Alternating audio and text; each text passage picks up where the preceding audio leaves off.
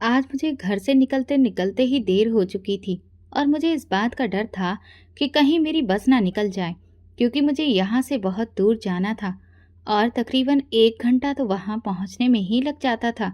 लेकिन मेरी नौकरी अच्छी थी, मुझे अच्छे पैसे मिल रहे थे, इसलिए मैं यहाँ आने जाने की परेशानियों को बर्दाश्त कर रही थी। अभी भी मैं तेज कदमों से चलती हुई बस स्टॉप पर आ गई और कुछ ही देर में बस आई तो मैं तुरंत उसमें सवार हो गई। बस में बैठने के बाद मैंने एक सुकून की सांस ली। मुझे इस बात की फिक्र थी कि कहीं मेरे पहुंचने से पहले मालकिन ना आ जाएं। वैसे तो मालकिन अच्छी थी, लेकिन कभी कभार वो इस तरह की लापरवाहियों पर बहुत ज़्यादा गुस्सा करती थी और मुझे उनकी इसी बात से डर लगता था। मैं उनके गुस्से से घबराती थी। आज तक उन्होंने मुझ पर कभी गुस्सा नहीं किया और ना ही कभी मुझे डांटा। इसी वजह से मुझे इस बात का ज़्यादा डर था, क्योंकि मैं अपनी छवि खराब नहीं करना चाहती थी। लेकिन आज घर पर भी एक मसला हो गया था, जिसकी वजह से मुझे वहां पर देर हो गई। भगवान का नाम लेकर जैसे तैसे मेरा सफ़र ख़त्म हुआ और मैं अपने बस स्टॉप पर उतर गई। यहाँ से अभी मुझे पैदल 15 मिनट चलकर जाना था और फिर मेरा मसाज सेंटर आता। ये शहर का एक पॉश इलाका था और यहाँ पर शहर के काफ़ी अमीर लोग रहते थे, बड़ी बड़ी गाड़ियों में आते थे। मैं जब भी यहाँ आती थी तो मुझे बहुत नीचा महसूस होता था। बड़ी बड़ी गाड़ियाँ दिखती थीं और मॉडर्न किस्म की औरतें यहाँ दिखाई देती थीं। हमारे मसाज सेंटर में भी बहुत मॉडर्न औरतें आती थीं और मैं उन्हें देखकर हैरान होती थी कि ये हमारे ही देश में रहती हैं। लेकिन मेरी हैरानी देखकर एक दिन मालकिन कहने लगी, अरे, ये दिल्ली का सबसे पॉश इलाका है, सबसे महंगा इलाका, और यहाँ पर इसी तरह के लोग रहते हैं। तुम भला कब तक इन्हें देखकर हैरान होती रहोगी? ऐसा लगता है जैसे तुम किसी गांव से आई हो। मालकिन ने मुझे समझाने वाले अंदाज में कहा तो मैंने सिर हिला दिया। मैं तो कभी अपने घर से बाहर निकली ही नहीं थी, लेकिन अब मजबूरी की वजह से मुझे अपने कदम बाहर निकालने पड़े थे और इस नई चमकती दुनिया को देखकर मेरा हैरान होना तो बनता था। मैं तेज तेज कदम उठाती हुई तकरीबन 15 मिनट का रास्ता 10 मिनट में तय कर मसाज सेंटर पहुंच चुकी थी। ये देखकर मुझे चैन की सांस आई कि अभी तक मालकिन वहां नहीं आई थी। मैंने थोड़ी देर बैठकर ठंडी सांस ली और जल्दी से अपना स्टॉल उतार कर अंदर रखाई और फिर फौरन अपनी सीट पर आकर खड़ी हो गई। मालकिन कुछ ही देर में आने वाली थी और उसके बाद कस्टमर भी आने शुरू हो जाते थे। रोज का हमारा यही रूटीन था। सुबह से लेकर शाम तक हम एक ही काम करते थे। यहाँ पर एक तरफ ब्यूटी पार्लर बना हुआ था, जबकि दूसरी तरफ मसाज सेंटर था। ब्यूटी पार्लर का काम वहाँ की लड़कियाँ करती थीं और क्योंकि मेरा काम मसाज का था, इसलिए मैं यहाँ पर होती थी। यहाँ पर कुछ एक ही लड़कियाँ थीं जो मसाज में ट्रेंड थीं। मुझे भी अब इतने समय के बाद इस काम में महारत हासिल हो गई थी। मालकिन के आने के कुछ देर बाद ही कस्टमर आने शुरू हो गए और हम सब अपने अपने कामों में लग गए थे। मैं अभी एक कस्टमर का मसाज करके फ्री हुई थी कि मालकिन ने मुझे बुलावा भेजा। मैं उनके दफ्तर में गई तो वहां पर एक किन्नर को बैठे देखा। उसे देखकर मैं हैरान रह गई। आज तक यहाँ पर कभी कोई किन्नर नहीं आया था। उसे बैठे देखकर मुझे बहुत ही अजीब सा लगा और मैं बड़ी ही नाजुक सी हालत महसूस कर रही थी। लेकिन तभी मालकिन की बात ने मेरे होश उड़ा दिए। मालकिन का कहना था कि इनको भी मसाज कराना है, इसीलिए इन्हें अंदर लेकर जाओ और इनका मसाज तुम खुद करोगी। मालकिन की बात सुनकर मैं हैरानी से उनका चेहरा देखती रह गई। मैं इनकार करना चाहती थी, लेकिन मेरे शब्द मेरे गले में ही दम तोड़ गए और मैं बड़ी ही बेदिली से वहां से निकल आई, क्योंकि ये तो मेरा काम था और मालकिन जो काम करने को बोलती थी मुझे वो करना ही था। वो किन्नर भी मेरे पीछे पीछे आ गया और मैं एक तरफ बने हुए कमरे में उसे ले गई। वहां ले जाकर जब मैंने उसका मसाज करना चाहा तो ये देखकर मेरे पैरों तले से जमीन खिसक गई कि वो किन्नर तो मेरा नाम मयूरी है और मैं 22 साल की लड़की हूँ। मैं एक गरीब घराने से ताल्लुक रखती हूँ। पिताजी का देहांत हो गया है और उनके जाने के बाद घर के हालात बिल्कुल बदल कर रह गए थे, क्योंकि पिताजी ही सारे घर का खर्च चलाते थे। लेकिन उनके जाने के बाद हमारे घर की स्थिति एकदम पलट गई। हमारा गुजारा करना बहुत मुश्किल हो गया। मेरे बड़े भाई की एक छोटी सी नौकरी थी। वो उससे जो कमाते थे वो घर पर लगाने की पूरी कोशिश करते थे, लेकिन क्योंकि उनकी पत्नी भी थी और फिर घर के खर्च भी दिन ब दिन बढ़ते जा रहे थे, इसलिए भाई और भाभी का मूड अब अक्सर खराब रहने लगा। उनके इस बदलते मूड का नतीजा ये निकला कि वो लोग हमसे अलग हो गए। उन्होंने अपना किचन अलग कर लिया और ऊपर वाले पोर्शन में रहने लगे। उस दिन मेरी माँ बहुत रोई थी। उन्हें पिताजी की शिद्दत से याद आई, जिनके होते उन्हें कभी कोई मुश्किल नहीं हुई थी। लेकिन अब जबकि पिताजी इस दुनिया से चले गए थे और भाई ने अपनी एक अलग दुनिया बसा ली थी, तो ये सब बर्दाश्त नहीं हो रहा था। मैं, माँ और मेरी छोटी बहन, हम तीनों बहुत परेशान होकर रह गए थे। आमदनी का अब कोई ठोस जरिया नहीं था, इसीलिए मैं घर से बाहर निकलने का सोचने लगी और एक प्राइवेट स्कूल में नौकरी कर ली। यहाँ मुझे सिर्फ 4,000 रुपये मिलते थे, क्योंकि उनका कहना था कि आपके पास कोई अनुभव नहीं है और ना ही आपकी पढ़ाई इतनी ज़्यादा है। आजकल तो बीएड की डिग्री से कम वालों को हम टीचर की जॉब देते ही नहीं हैं, लेकिन क्योंकि आपको सख्त ज़रूरत है और आप हमारे मोहल्ले की ही हैं, इसलिए हम आपको ये जॉब दे रहे हैं। मैंने जो अभी 2 साल पहले ही ग्रेजुएशन पूरा किया था, प्रिंसिपल का मुंह मैं देखती रह गई थी। मेरी ग्रेजुएशन को कोई महत्व नहीं दिया गया और इसी वजह से मेरी तनख्वाह भी कम रखी गई। मैंने बड़ी मुश्किल से खींच-तान कर 2 महीने तक उस स्कूल में पढ़ाया और फिर छोड़ दिया, क्योंकि माँ का कहना था कि इतनी मेहनत करती हो और तनख्वाह इतनी कम, तो इसे छोड़ देना ही बेहतर है। मैं खुद भी यही चाह रही थी। माँ के कहने पर मैंने तुरंत ही स्कूल छोड़ दिया और घर बैठ गई। अब मुश्किल ये थी कि आखिर क्या काम किया जाए। वैसे तो मुझे पार्लर का काम आता था और मेरा हाथ भी अच्छा था, लेकिन मुश्किल ये थी कि मेरे पास इतना पैसा नहीं था कि मैं अपने घर पर ही पार्लर खोल सकूं। इसीलिए आजकल मैं सोच विचार कर रही थी कि किसी से पैसे उधार मांग लूं, जो पार्लर का काम चलने के बाद वापस कर सकूं। लेकिन इस सिलसिले में अभी तक मेरे मन में कोई भी ऐसा इंसान नहीं आया था। घर के हालात भी दिन ब दिन बिगड़ते जा रहे थे, क्योंकि माँ की दवाइयाँ और घर का राशन खत्म हो चुका था और हम तीनों माँ बेटियाँ अब एक दूसरे की शक्ल देख रही थीं। इसी सब मुश्किल में मुझे अचानक से सोनी दीदी का ख्याल आया। सोनी दीदी हमारी गली में कुछ घर छोड़कर रहती हैं। वो शहर के एक मशहूर इलाके में किसी पार्लर में नौकरी करती हैं।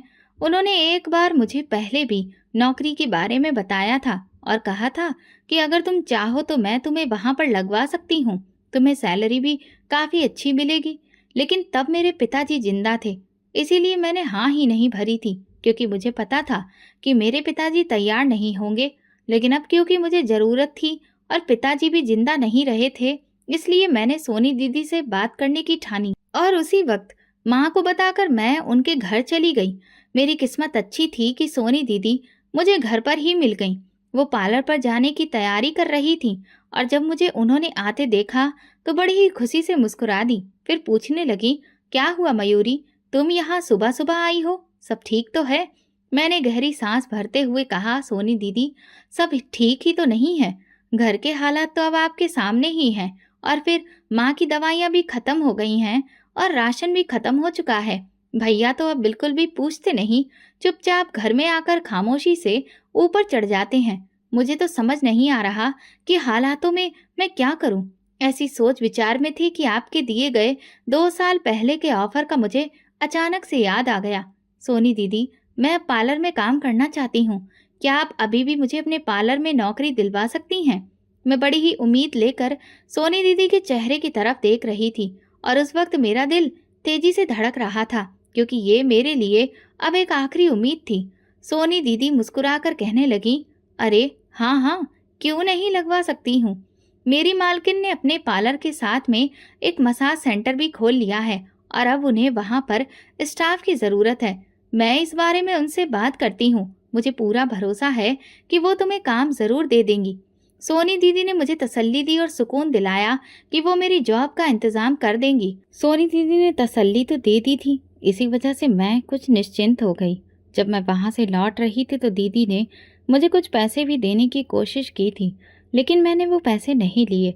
हालांकि उनका कहना था कि जब तुम्हें सैलरी मिलेगी तब तुम मुझे ये पैसे लौटा देना, लेकिन अभी तक नौकरी की बात पक्की तो नहीं हुई थी, तो इसीलिए मैंने सोचा कि मैं भला उन्हें वापस कैसे करूँगी।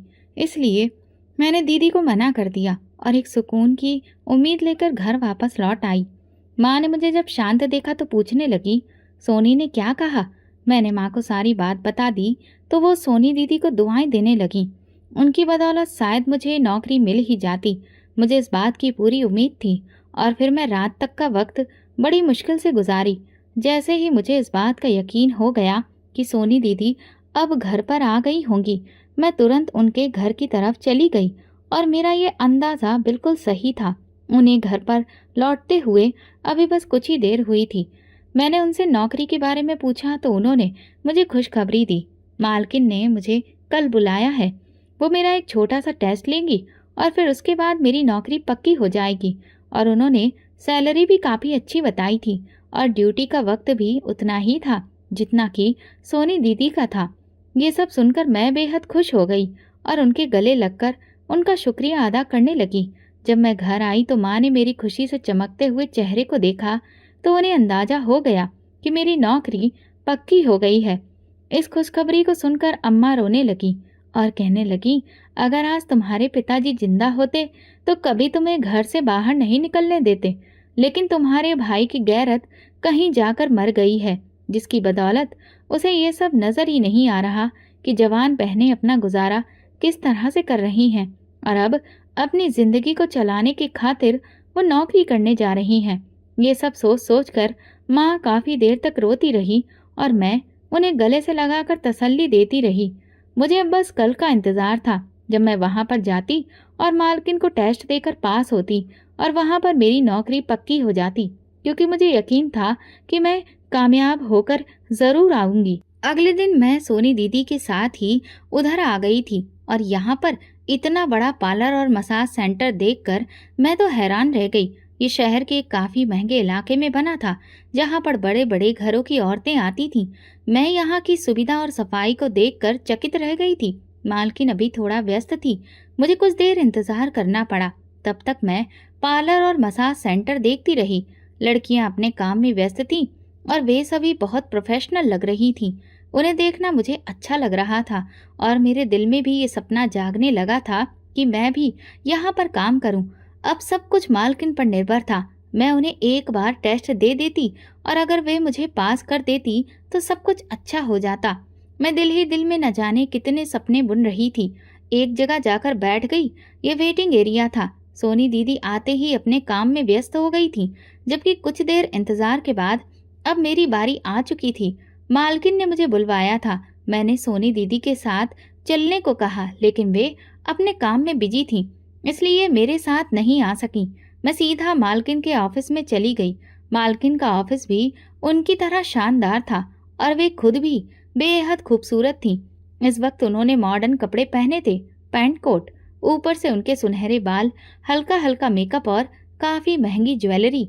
उन्हें देखकर मैं कुछ पल के लिए स्तब्ध रह गई और खुद को बहुत ही साधारण महसूस करने लगी, क्योंकि मेरे कपड़े उनके सामने फीके लग रहे थे। इसके बाद मालकिन ने बड़े ही पेशेवर अंदाज में मुझसे कुछ सवाल किए और फिर मुझे एक लड़की का मसाज करने के लिए कहा। मालकिन खुद मेरे साथ वहां तक आई और मुझे खड़े होकर देखती रही। मैंने अपनी पूरी कोशिश की कि मैं टेस्ट अच्छा दूं और ऐसा ही हुआ। मालकिन को मेरा काम पसंद आया था। उन्होंने फेशियल मसाज का टेस्ट लिया और बातें समझने के बाद मुझे फाइनल कर दिया। उन्होंने मुझे अपने मसाज सेंटर में नौकरी दे दी। ये मेरे लिए बहुत खुशी का दिन था। उन्होंने मुझे अच्छी सैलरी भी दी, जो मेरे घर के सारे खर्चों को पूरा करने के लिए काफ़ी थी।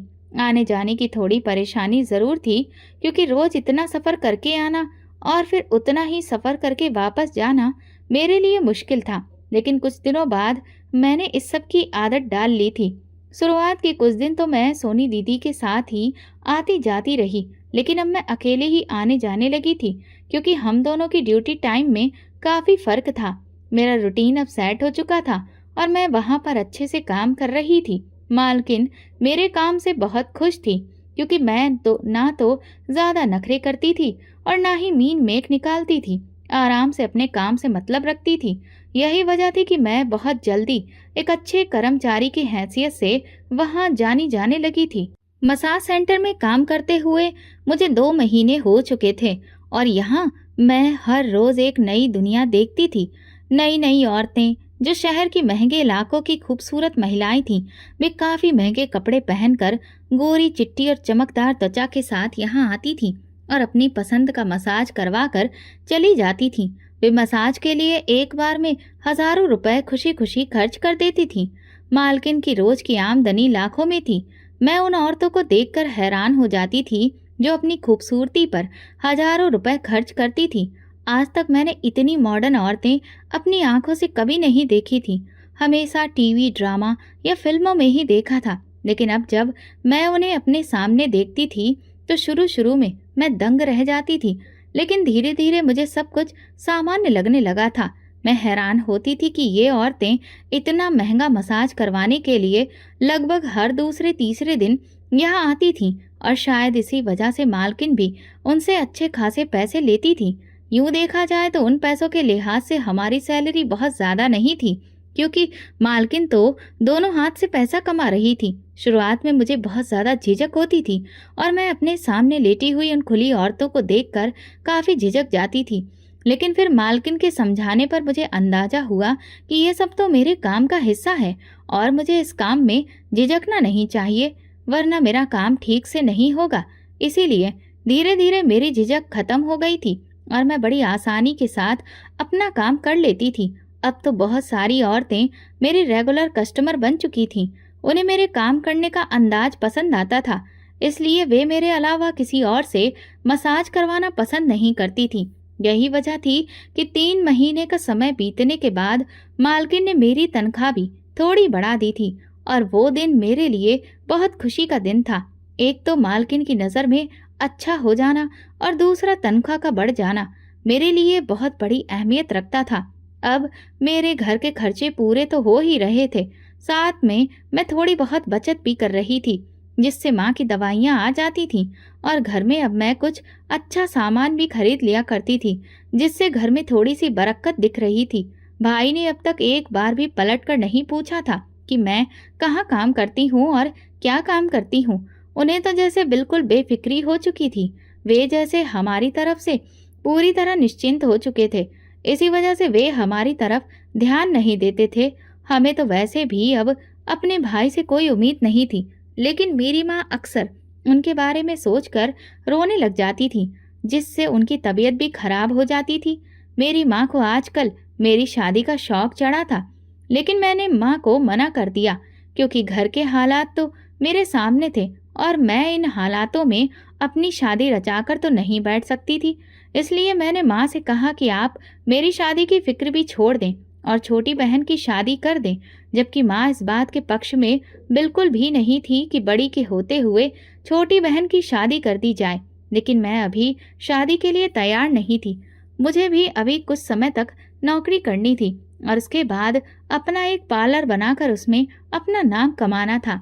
माँ की परेशानी भी अपनी जगह सही थी।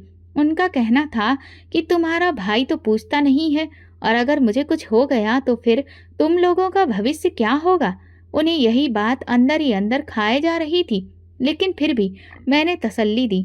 भला इसके अलावा मैं और कर भी क्या सकती थी। इस मसाज सेंटर में काम करके मुझे अच्छा एक्सपीरियंस मिल रहा था और मैं यहाँ पर बहुत ही सुकून से काम कर रही थी। यहाँ का एक्सपीरियंस हासिल करके मैं अपना पार्लर सेट करना चाहती थी। सोनी दीदी भी इस मामले में मेरा साथ देने को तैयार थी।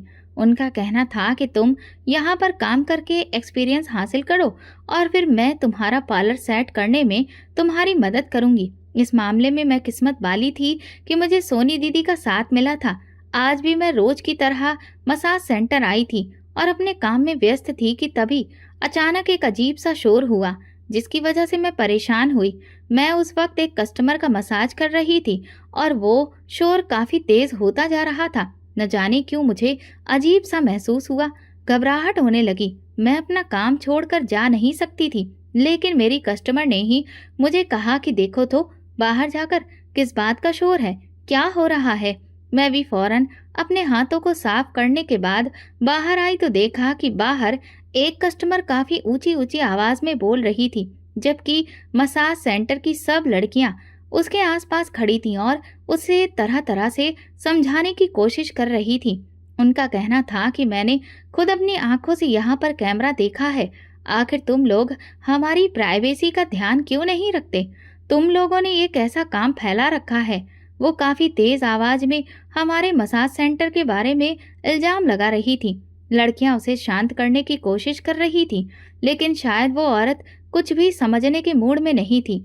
यही वजह थी कि वो और भी बुलंद आवाज में चिल्लाने लगी और चिल्लाते हुए ही वहां से बाहर चली गई और जाते जाते धमकी भी दे गई। उसका कहना था कि अब वो इस मसाज सेंटर पर केस करेगी और फिर हमें मजा दिखाएगी। इतनी देर में मालकिन को भी किसी ने सूचना दे दी। मालकिन वहां पर आ चुकी थी और जब उन्हें इस सारे मामले की खबर हुई तो वे काफी परेशान हो गई। हालांकि परेशान तो अब मैं भी थी और घबरा भी गई थी, क्योंकि आज तक कभी ऐसा कुछ भी सुनने या देखने में नहीं आया था। न जाने वो औरत इतना बड़ा इल्जाम लगाकर क्यों गई थी, और फिर उसका इस तरह से चिल्लाना और जाते जाते धमकी देना हम सबको परेशान कर गया था। लेकिन फिर मालकिन ने हम सबको तसल्ली दी और कहा, अक्सर दूसरे मसाज सेंटर वाले हमारे मसाज सेंटर को बदनाम करने के लिए ऐसे हथकंडे अपनाते रहते हैं, इसीलिए तुम लोगों को घबराना नहीं है, बस अपने काम की तरफ ही ध्यान रखना है।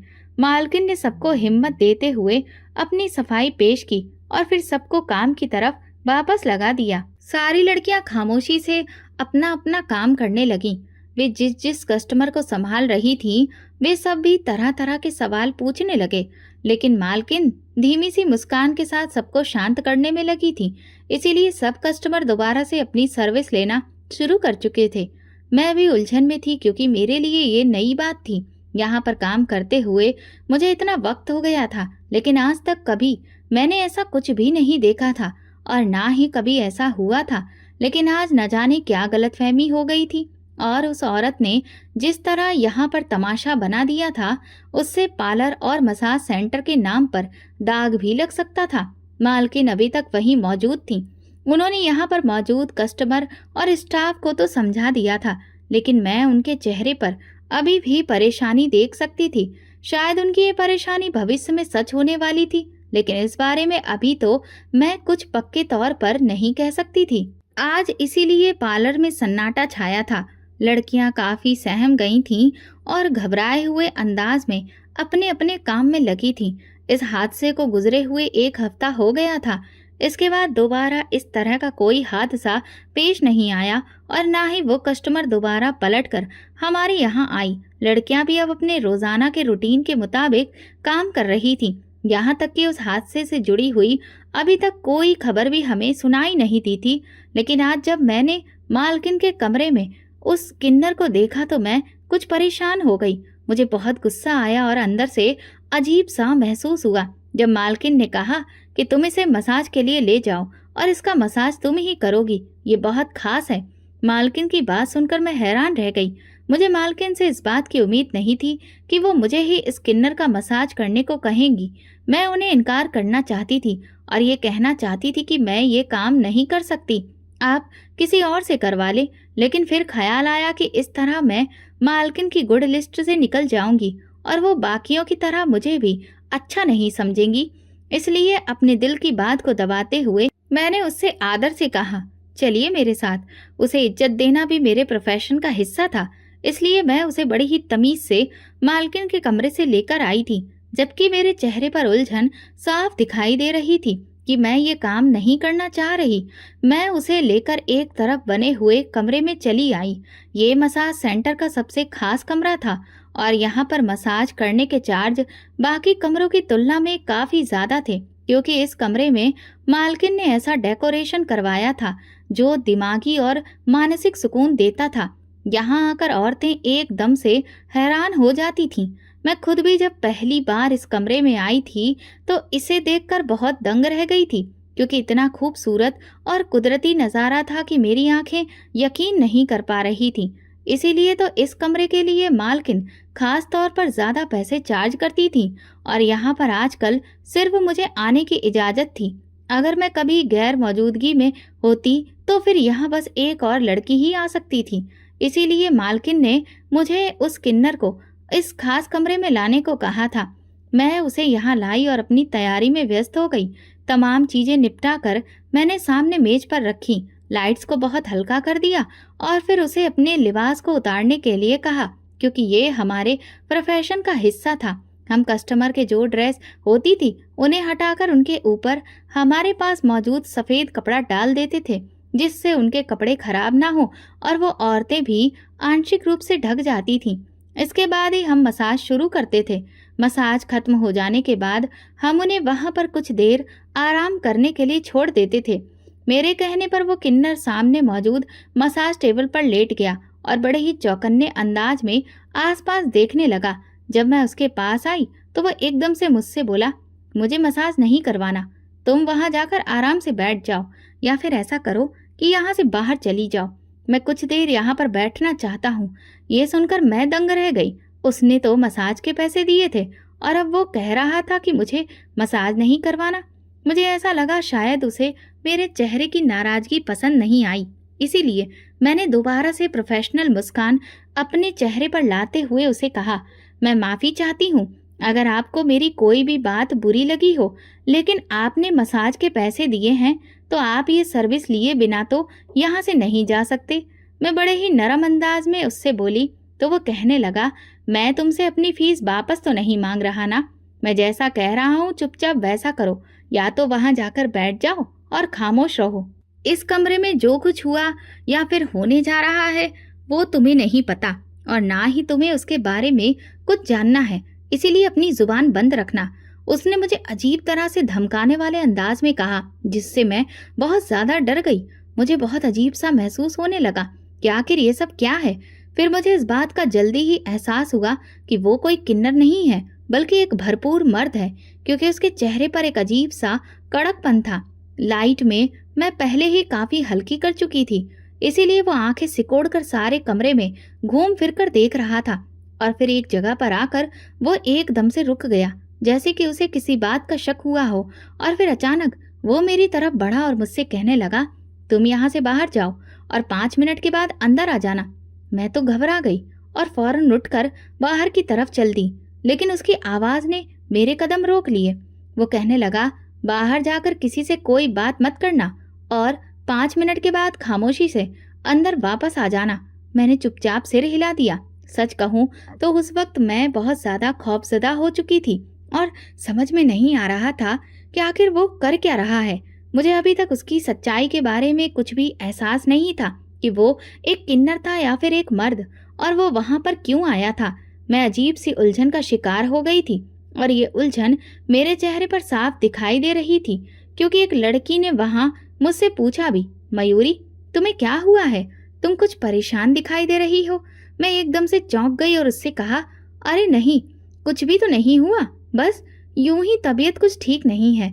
मैंने तबीयत का बहाना बना दिया। इतनी देर में 5 मिनट गुजर चुके थे। मैं दोबारा कमरे में आई तो वो अब बड़े ही शांतिपूर्ण अंदाज में सामने बैठा हुआ था और फिर मुझे मेरे बारे में पूछने लगा, तुम कौन हो और तुम्हारा नाम क्या है, कितना टाइम हो गया है तुम्हें यहाँ पर काम करते हुए। मैं उसे अपने बारे में बताती चली गई, जिसे सुनकर वो सिर हिलाता गया और फिर चला गया। उसने मुझसे मसाज नहीं करवाया था, लेकिन मैंने मालकिन से ये बात नहीं की थी और उन्हें कुछ नहीं बताया था। शायद ये मेरी गलती थी, मुझे उन्हें बताना चाहिए था, लेकिन ना जाने क्यों मैंने ये बात छुपा ली। और फिर अगले ही दिन जब मैं मसाज सेंटर आई तो उसके कुछ ही देर बाद पुलिस के कुछ लोग वहां पर आ गए।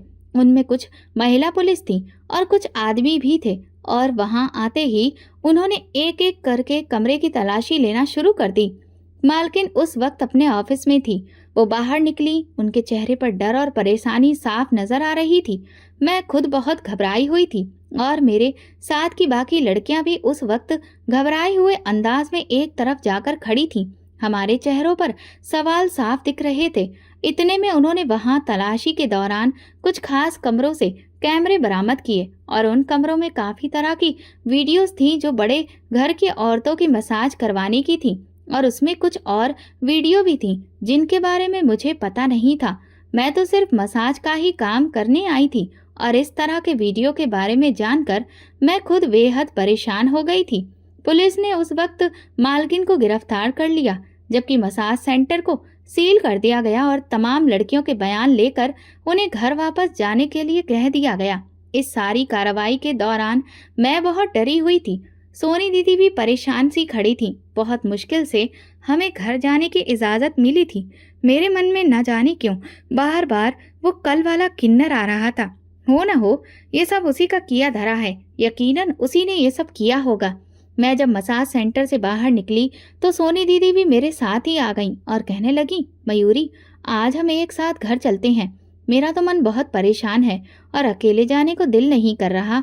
मैं सोनी दीदी के साथ ही चलने लगी और फिर रास्ते में जब मैंने उन्हें कल वाले किन्नर के बारे में बताया और उसकी अजीब हरकत के बारे में सब कुछ जाहिर किया तो वो जैसे दंग रह गई और कहने लगी, मयूरी अब ये बात तुम किसी से मत कहना। यकीनन वो कोई पुलिस का ही आदमी था जो भेस बदल कर वहां आया था और उसने जब वहां पर कैमरे लगे देख लिए थे तो आज वो अपनी पूरी फोर्स लेकर वहां पर आ गया।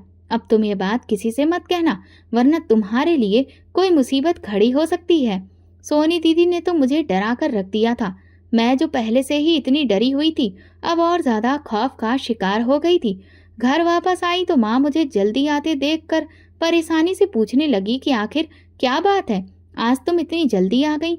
माँ को जब सारी सच्चाई के बारे में बताया तो वो खुद भी दिल पर हाथ रखकर रह गई। मुझे मसाज सेंटर की परेशानी तो थी ही, साथ में अपनी नौकरी जाने की भी टेंशन थी, क्योंकि बैठे बैठे नौकरी से हाथ धोने का मतलब घर के खर्चों में तंगी होना था और हमारे पास तो अभी इतनी भी कोई बड़ी जमा पूंजी नहीं थी जिसके सहारे हम 2-3 महीने गुजार सकते। अब तो एक भयंकर परेशानी मेरे सिर पर सवार हो चुकी थी। 2-4 दिन तो इसी तरह गुजर गए। मालकिन का भी कुछ अता पता नहीं था क्योंकि वो पुलिस की हिरासत में थी और फिर उनके साथ क्या होना था क्या नहीं हम में से कोई भी नहीं जानता था। अखबारों में ये कांड बहुत उछल गया था और फिर वहीं से पता चला था कि किसी बड़े अफसर की पत्नी की वीडियो बनाई गई थी और उसने वहां पर कैमरे लगे हुए देख लिए थे। उसने मसाज सेंटर में भी शोर शराबा किया था और उसके बाद उसी की ही कंप्लेंट पर यह सारा एक्शन लिया गया था। मुझे अचानक वो औरत याद आ गई थी जो कुछ दिन पहले ही मसाज सेंटर आई थी और जिसने वीडियो बनाने और खुफिया कैमरे लगाने की बात कहकर खूब हंगामा मचाया था। और मुझे भी जैसे अब यकीन हो गया था कि ये सब उसी औरत की वजह से ही हुआ है। ये केस कई दिन अखबार के पहले पन्ने पर आता रहा और खूब लाइमलाइट में रहा। कई तरह की खबरों में इसके चर्चे रहे। इसकी वजह से मैं उन दिनों बहुत ज्यादा मानसिक परेशानी का शिकार रही। कुछ दिनों के बाद जब इस केस के चर्चे थोड़े कम हो गए तो मैंने सोनी दीदी से बात की कि अब क्या करना है। वो खुद बहुत परेशान थी क्योंकि वो विधवा थी और अपने घर का खर्च वही चलाती थी। अब एकदम नौकरी से हाथ धो बैठना उनके लिए भी एक बड़ी परेशानी का कारण था। इसलिए हम लोगों ने बहुत सोच विचार करके एक इरादा किया और फिर अपनी ही गली में सोनी दीदी के घर की बैठक में हमने पार्लर का काम शुरू कर दिया। कुछ पैसे मेरे पास थे और कुछ सोनी दीदी के पास थे और फिर कुछ हमने उधार ले लिए और इस तरह से हमारा ये काम चल निकला। मैं और सोनी दीदी अब अपने पार्लर के काम में व्यस्त हो गए थे और दिन रात हमें उसी से फुर्सत नहीं मिलती थी। हमारा काम खूब चलने लगा और हमारी गली के अलावा आसपास के इलाके की औरतें भी हमारे पार्लर में आने लगी थीं।